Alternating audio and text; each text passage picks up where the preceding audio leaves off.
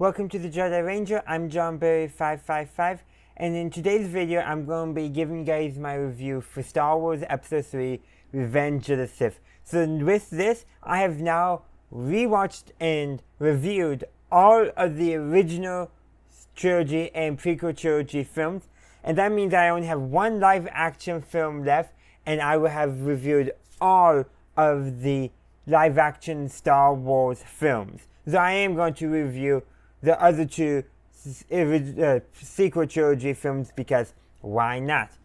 But let's just talk about Revenge of the Sith. And this is considered by most Star Wars fans to be the best prequel trilogy film, and I do have to concur. It shows the final days of the Republic before it finally transitions into the Galactic Empire.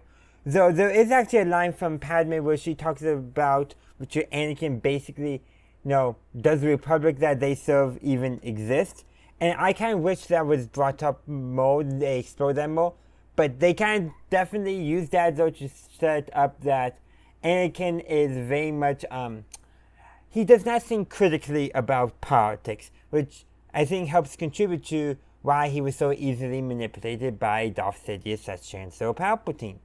And it does actually make me wish a bigger part of the Clone Wars show, which, mind you, is a great show, did focus on how the Republic was, well before the time of this film, already the Empire in all but name only. They definitely hinted at that, but a political thriller and all that. But that's besides the point. But I do want to say, just imagine a Clone Wars political thriller in the style of Star Wars Andor. I think that'd be really, really good. But getting back to the movie itself, and I think this does a really good job at showing the final thing that broke the illusion of democracy that Palpatine had created and maintained. I think it does that really good. It also, I think, does a good job at showing an already man on the precipice of being the bad guy becoming the bad guy. The problem is I don't think Episode 2 set that up as well as they could have. And there's a few other things kind of related to how I don't think the first two films of the prequel trilogy set up Anakin becoming the bad guy, besides that, he's going to become the bad guy. He's going to become Darth Vader. Not enough of that was set up in the previous two films to make it succinct here and make it also feel like the betrayal it is. Because one, all of us Star Wars fans knew it was coming. There was no doubt about that. We knew it was coming. But at the same time, because we all knew that it was coming, they treated it not like they... Probably how I want to say it is they treated it like, it's going to happen, therefore we're going to obviously foreshadow it. So we knew it was coming, but instead of treating it like, say, the bomb is going to explode, but you don't know when. We knew by the end of this film it was going to happen, so we had even no suspense in when it was going to happen. In some ways, it would have been kind of interesting if they had it set up so that way maybe it happened really early in the film. That would have shocked us. That would have been much more, I think, much better if they wanted to do some more twists. But that's really beside the point and minute stuff on how maybe the story could have been told differently. But like I said, I think it does a really good job overall with the story it wanted to tell and the story it had to tell based off of what was set up before. I also gotta say, I can't believe it took until the last film that he thought he was ever going to make for George Lucas, or Star Wars film for him to make, that George Lucas decided, I'm going to do a cameo in one of my own films. Took him to this film to actually do it. And he does do it, by the way. There's also some other things here and there. I've actually done a whole video on Padme's line about this is how liberty dies with thunderous applause, which is become more and more relevant in today's world, so go check that out as well. But that's actually part of the reason why a lot of the political episodes in Star Wars, The Clone Wars, I really liked Andor, is because it does have something to say about the rise of authoritarianism, the rise of tyranny and fascism, and how to combat it, how to deal with it, any other descriptive words we want to choose to say. So I kind of wish we got that a little bit more in the lead up to this film, like a one-off season of a TV show. I want to see that, Disney. Don't be cowards. Do it. Disney's gonna be cowards. I know them. But that's a lot of stuff to say. I like this film. I think it does a good job. I do think it is the best film in the prequel trilogy. Though I also have to say as well, that I think it does, excellently show Palpatine's manipulation.